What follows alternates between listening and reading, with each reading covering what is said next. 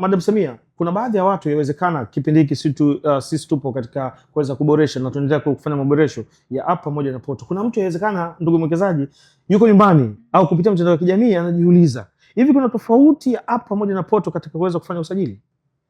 Katika kufanya usajili hakuna utofauti. Okay. Ningependa tu wafahamu kwamba napoanza kufanya usajili kwenye poto na kuwa nimeweza pia kufanya usajili kwenye application.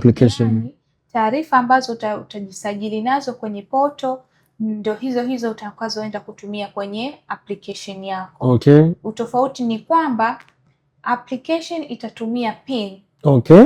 Ila poto itatumia password. Okay. Lakini kuna neno linaloitwa user ID. User ID ni ile kwa mwekezaji. Okay. Itatumia kwenye poto na kwenye application. Ila build ya app imerahisishwa kuweza kutumia kwenye simu kwa mwekezaji popote alipo, lakini kwa build ya poto nasema mwekezaji atumie kwenye screen kubwa.